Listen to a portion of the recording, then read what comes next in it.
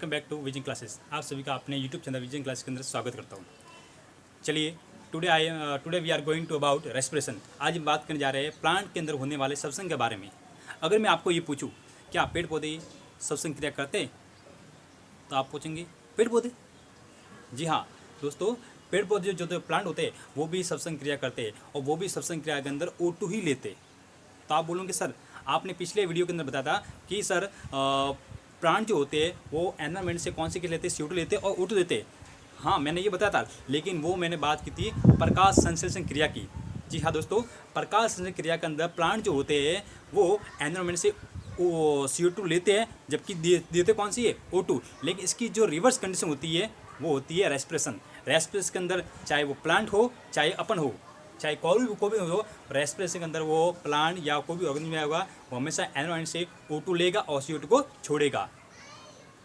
बात हजम नहीं हुई ना, मैं बता देखो बात होती क्या है क्योंकि अरे अगर प्लांट जो होते हैं वो पूरे बेचारे दिन भर अगर एनवायरमेंट से CO2 लेंगे तो उनकी बॉडी के अंदर किसकी परसेंटेज ज़्यादा हो गई, CO2 की।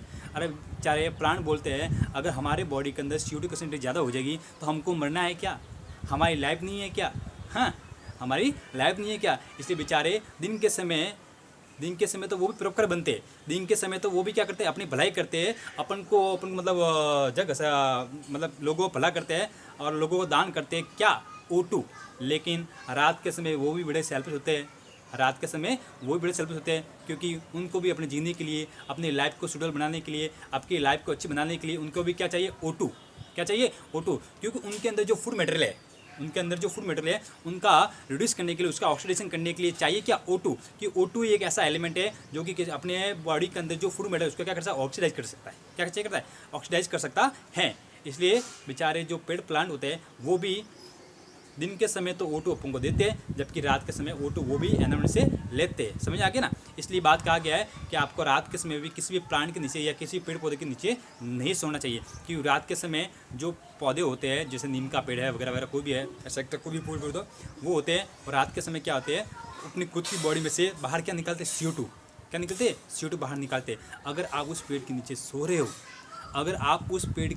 सो रहे हो, तो उसके द्वारा निकलने वाली जो CO2 गैस है वो रेस्पिरेशन के माध्यम से या नाक के माध्यम से या मुंह के माध्यम से आपके बॉडी के अंदर एंटर करेगी, और आपकी बॉडी के अंदर एंटर करने के बाद वो CO2 किस में मिल जाएंगे, आपके ब्लड के साथ में। और ब्लड के अंदर क्या हो जाएगी, आपके CO2 परसेंटेज क्या हो जाएगी, ज़्यादा हो जाएगी। अब ज़्यादा हो जाएगी तो आपके अगले दिन आपको फिर, अगर एक दिन से कुछ नहीं होता है, मतलब लॉन्ग टाइम आपको सोना चाहिए। अगर आपके ब्लड के अंदर CO2 परसेंटेज ज़्यादा होगी तो आपको थकान है, तनाव है, अनिंद्रा है वगैरह वगैरह, मतलब कई तरह की बीमारियाँ पैदा हो सकती है। फिर आप बोलोगे ये क्या हो रहा है, हमको ये हो क्या रहा है, तो ये सब नतीजा है पेड़ के नीचे सोने का। इसलिए बोलता हूँ रात के कभी भी नीचे आपको पेड़ के नीचे नहीं सोना चाहिए, ठीक है ना। तो चलिए आप बात करते हैं श्वसन के बारे में कि श्वसन आखिर में होता क्या है, ठीक है ना। चलिए तो देखिए जो श्वसन है, रेस्पिरेशन है, वो होता क्या है। रेस्पिरेशन है exchange of gases, exchange of gases. किसका एक्सचेंज, कौन कौन सी गैसेज, O2 एंड CO2। लेकिन जो O2 होती है वो हमेशा ली जाती है, O2 हमेशा ली जाती है और CO2 को हमेशा छोड़ी जाती है। ये बात ध्यान रखना। अगर इसकी मैं डेफिनेशन की बात करूँ, अगर इसकी मैं परिभाषा की बात करूँ तो परिभाषा देखो होती क्या है कि श्वसन एक ऐसी क्रिया है जिसमें जटिल ऑर्गेनिक कंपाउंड, इट मीन्स जटिल कार्बनिक पदार्थों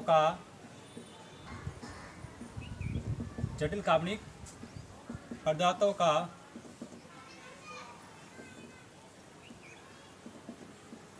ऑक्सीकरण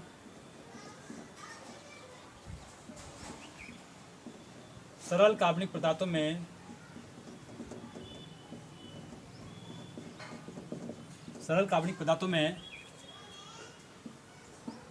होता है।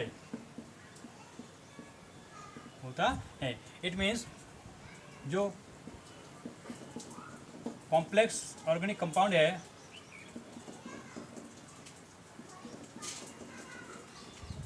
वो किस में टूटते हैं, वो टूटते हैं सिंपल ऑर्गेनिक कंपाउंड में के अंदर।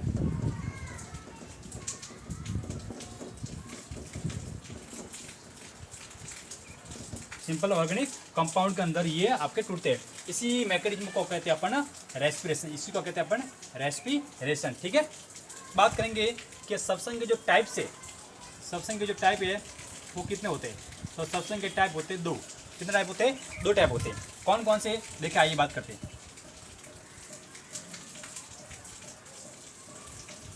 फर्स्ट हैंड है, इसको कहते हैं ऑक्सीश्वसन, इट मीन्स एरोबिक रेस्पिरेशन। और दूसरा है आपका अनऑक्सीश्वसन, it means anaerobic respiration. Aerobic और अनएरोबिक, ठीक है ना। अब बात करते हैं ऑक्सीजन अनऑक्सीजन होता क्या है। मैं इसके अंदर जो बताने वाला हूँ वो आपको बिल्कुल मतलब इसकी डेफिनेशन इसके अंदर आ जाएगी और इसके अंदर डिफरेंस भी आ जाएगा, दोनों साथ में अपन क्लियर करते चलेंगे। देखो ये अब इसके तो नाम से पता चला है ऑक्सीजन, इसका मतलब ये जो रिएक्शन होती होगी, ये जो क्रिया होती वो आपके O2 की पर्जन में होती है। किसमें होती है? मतलब O2 के पर्जन में होने वाले रिएक्शन को या O2 के पर्जन के या वायु की उपस्थिति के अंदर अगर किसी खाद्य पदार्थ का ऑक्सीजन होता है तो उसे हम क्या कहेंगे?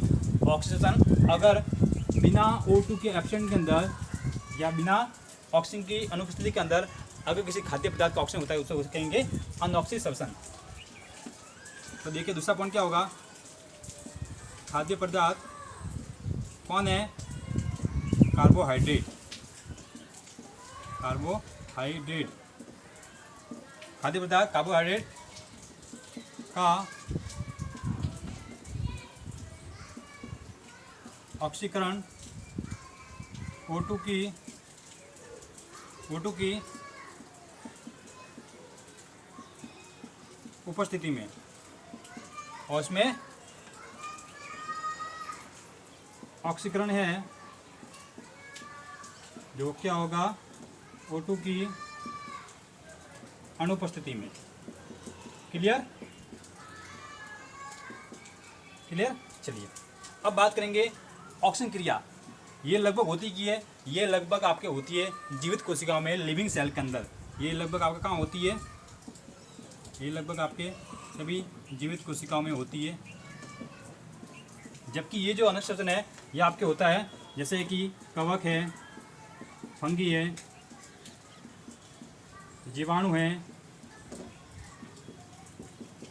जर्मिनेट सीड है, मतलब अंकुरित बीज है, इन सभी के अंदर ये आपके अनऑक्सीजन होता है। अब बात करेंगे अंदर ऑक्सीजन के अंदर, अगर ऑक्सीजन के अंदर आपके खाद्य पदार्थ जो ग्लूकोज है, इसका ऑक्सीजन होता है तो इसके अंदर ग्लूकोज के एक अणु से, ग्लूकोज के एक अणु के ऑक्सीकरण होने से लगभग आपके 38 ATP निर्माण होता है। कितने ATP बनते हैं? ग्लूकोज के एक अणु के ऑक्सीजन होने से आपके कितने ATP बनते हैं? 38 ATP बनते हैं। कितने बनते हैं? 38 ATP। और इसके अंदर आपके ग्लूकोज के एक अणु के ऑक्सीजन होने से ओनली फॉर 2 ATP का फॉर्मेशन होता है। कितने ATP का? 2 ATP फॉर्मेशन होता है। ठीक है ना। अब बात करेंगे इसके अंदर जो क्रिया होती है ऑक्सीजन क्रिया, ऑक्सीजन के अंदर तो दो क्रिया होती है। एक तो होती है आपकी ग्लाइकोलाइसिस क्रिया, ग्लाइकोलाइसिस क्रिया, एक होता है क्रेब्स चक्र। इस ऑक्सीजन के अंदर आपके दो आपके साइकिल होती है, एक होती है आपकी ग्लाइकोलाइसिस, सेकंड होती है आपका क्रेब्स चक्र। तो ग्लाइकोलाइसिस की जो क्रिया होती है, ग्लाइकोलाइसिस जो क्रिया होती है वो आपके माइटोकॉन्ड्रिया का जो कोशिका द्रव्य है उसके अंदर संपन्न होती है। जबकि आपकी ये जो क्रेब्स चक्र है, क्रेब्स चक्र जो होता है वो आपके होता है माइटोकॉन्ड्रिया के अंदर। किसमें होता है? माइटोकॉन्ड्रिया के अंदर। तो मैं यहाँ लिख लेता हूँ, ग्लाइकोलाइसिस की क्रिया होती है वो किसमें होती है? कोशिका द्रव्य में। जबकि ये जो क्रिया होती है वो किसमें होती है? माइटोकॉन्ड्रिया के अंदर। जबकि अनऑक्सीजन की बात करें तो इसके अंदर जो क्रिया होती है वो सिर्फ ओनली फॉर कोशिका द्रव्य में ही होती है। इसके अंदर जो सिर्फ क्रिया होती है वो किसमें होती है? कोशिका द्रव्य में संपन्न होती है। ठीक है। अब यहाँ पर अगर बात करें तो यहाँ पर जो कार्बोहाइड्रेट है, यहाँ पर जो कार्बोहाइड्रेट ऑक्सीजन के अंदर जो कार्बोहाइड्रेट है उसका क्या होता है? उसका पूर्ण ऑक्सीकरण होता है, कंप्लीट ऑक्सीडेशन। जबकि इसके अंदर क्या होता है? इनकम्प्लीट ऑक्सीडेशन, मतलब अपूर्ण ऑक्सीकरण होता है।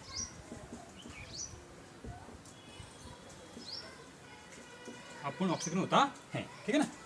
अब इसके अंदर जो लास्ट बात है वो इसके अंदर ये है कि जब ऑक्सीजन क्रिएट होता है, मतलब यहाँ पर जो ग्लूकोज या कार्बोहाइड्रेट का जो एक मॉलिक्यूल है, जब वो ऑक्सीडाइज होता है तब इसके अंदर जो मॉलिक्यूल बनते हैं, जो मॉलिक्यूल जब टूटता है तो इसके अंदर बनता क्या है, आपकी एक तो CO2 बनती है और आपका बनता है H2।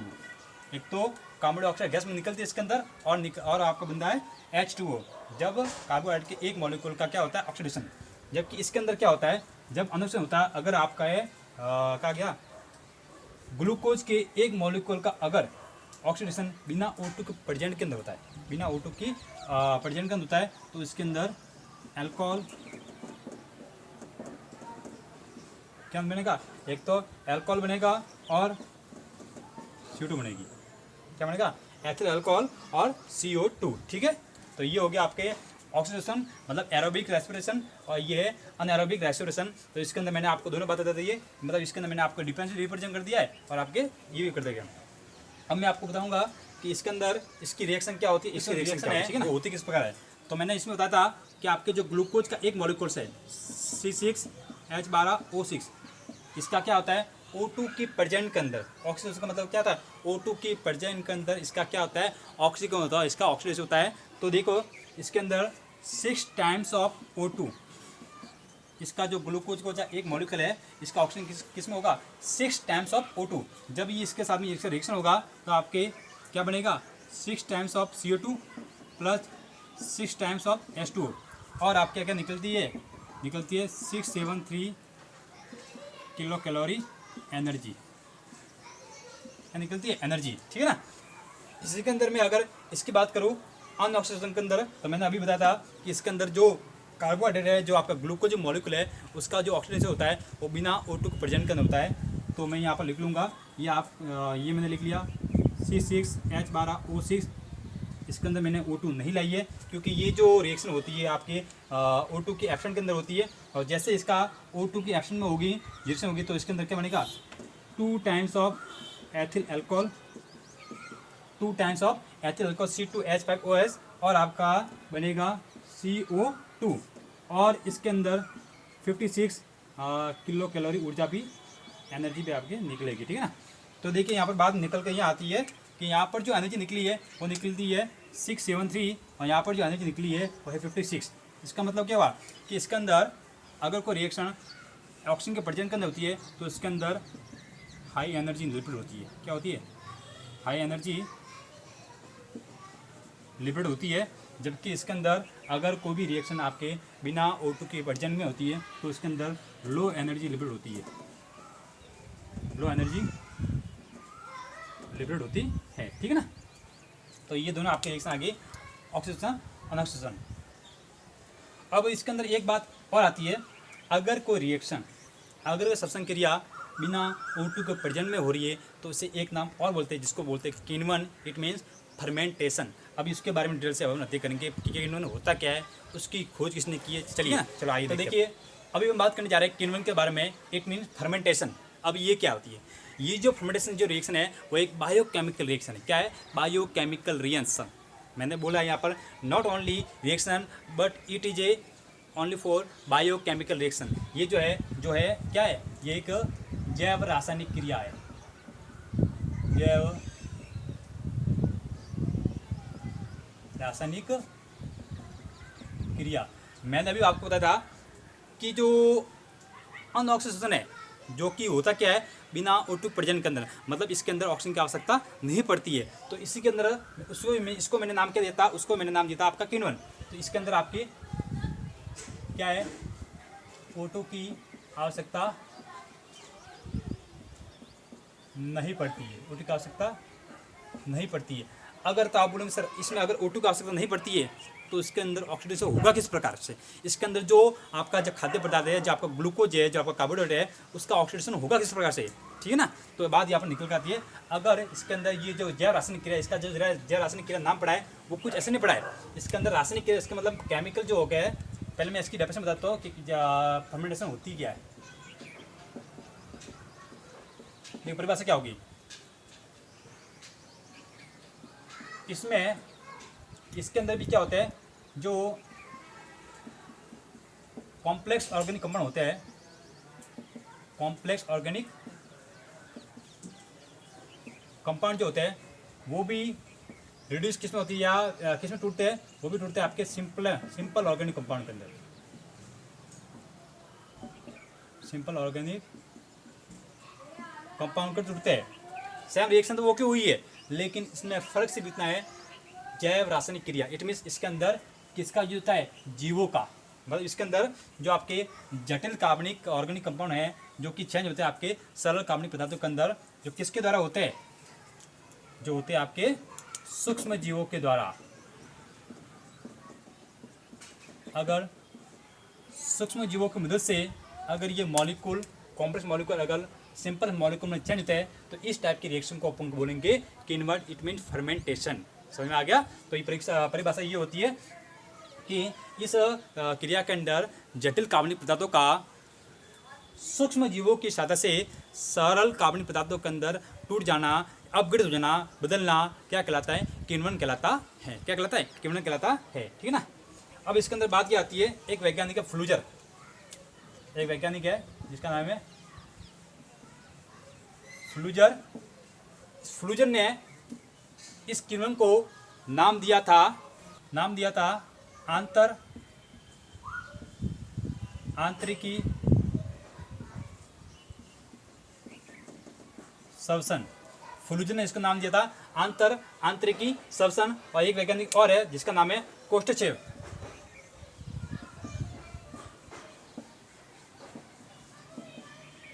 कोस्टचेव ने इसको नाम दिया था अवायवीय श्वसन। इट मीन्स अनएरोबिक श्वसन।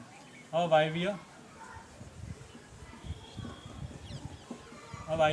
इसकी अगर खोज की बात करें, फर्मेंटेशन है, इसकी खोज की बात करें तो इसकी खोज किसने की थी? इसकी खोज की थी लुईस पास्चर ने। किसने की थी? इसकी खोज की थी लुईस पास्चर ने इसकी खोज की थी। और इसका काम क्या है? इसका काम जो है वो शर्करा जो है, जो आपकी शुगर है, जो आपका कार्बोहाइड्रेट है, उसको क्या करना? उसका रूपांतरण करना। उसका क्या करना? रूपांतरण करना। किसके अंदर? अल्कोहल के अंदर। किसके अंदर? अल्कोहल के अंदर और CO2 के अंदर। इसका कार्य क्या है? इसका कार्य है ग्लूकोज का रूपांतरण। किसमें? ग्लूकोज का रूपांतरण होगा एक तो ethyl alcohol plus CO2 carbon dioxide gas, इसके अंदर इसका रूपांतरण करना। अब बात करते हैं इसके अंदर इसके प्रयोग के बारे में कि किण्वन का यूज कहाँ कहाँ होता है। तो किण्वन का यूज देखो, एक तो शराब निर्माण में, अल्कोहल किसमें? शराब निर्माण में। जी हाँ दोस्तों, आज की जो इंडिया के अंदर जो लत लगी हुई है अपने इंडिया को बिगाड़ने की, उसके अंदर किसका आता है? सबसे शराब के अंदर। आपने देखा होगा लॉकडाउन के अंदर, अभी जो कोरोना चल रहा है उसके अंदर आपने देखा होगा कि जितनी भी गवर्नमेंट है, गवर्नमेंट ने क्या किया है, जो अपने काम की चीज़ें थी जैसे कि स्कूल है, पढ़ाई है, कोई भी चीज़ काम के, उनको तो क्या कर दिया उन्होंने? बंद। उनको तो क्या कर दिया उन्होंने? बंद। जबकि शराब की बिक्री आज भी चालू है। मतलब लोगों को मैं कहूँ कि लोगों को स्कूल है, अगर चाय पीनी है, अगर नाश्ता करना है तो उसके लिए उनको छोड़ के जाना पड़ता है, जबकि शराब के लिए शराब जैसे खुलेआम बिक रही है। तो अपनी आर्थिक व्यवस्था के अंदर सबसे बड़ा हाथ जो किसका है? शराब निर्माण का। तो शराब जो है वो किसके द्वारा बनती है? किण्वन के द्वारा, यीस्ट के द्वारा। और डबल रोटी है, पाव है, बिस्किट है, ये सभी किसके द्वारा बनते हैं? ये सभी किण्वन के द्वारा, फर्मेंटेशन के द्वारा बनते हैं। जो रिएक्शन किण्वन की जो रिएक्शन है वो मैं यहाँ बताता हूँ, ऐसे मैंने बता दी थी लेकिन वापस बताता हूँ कि C6H12O6 ये जब बिना O2 की उपस्थिति के अंदर ये किसमें टूटेगा? ये टूटेगा अल्कोहल के अंदर। 2 times of C2H5OH plus CO2 carbon dioxide gas. लेकिन मैंने अभी बात बोली है कि इसके अंदर जो high molecule, high organic compound है, क्योंकि सिंपल ऑर्गेनिक कंपाउंड के अंदर चेंज हो गया है बिना O2 के प्रेजेंट के अंदर। लेकिन कोई भी क्रिया ऐसे नहीं होती है, हर एक घटना के पीछे कुछ न कुछ रीजन होता है। तो ये क्रिया भी किसी न किसी के द्वारा होगी। वो है क्या? सूक्ष्म जीव। हाँ जी, सूक्ष्म जीव, जिसका कि मैंने नाम दिया है जैव रासायनिक क्रिया, इसलिए ये सूक्ष्म जीव। इसके अंदर कौन सा सूक्ष्म जीव काम आया है? इसके अंदर काम आया है ये रिएक्शन है जो 50 डिग्री सेल्सियस के ऊपर माल्टोज को तोड़ के की गई है, माल्टोज को तोड़ के। और कौन सा एंजाइम, जाइमेज एंजाइम, जाइमेज एंजाइम की उपस्थिति के अंदर ये रिएक्शन हुई है, इसलिए इस रिएक्शन को कहते हैं अपन जैव रासायनिक रिएक्शन। तो इसके अंदर आपके एक तो अल्कोहल का निर्माण होता है और आपके CO2 का निर्माण होता है, ठीक है ना। तो ये होगी आपकी बात पूरी सब्सटेंस की और किण्वन की, ठीक है, ओके।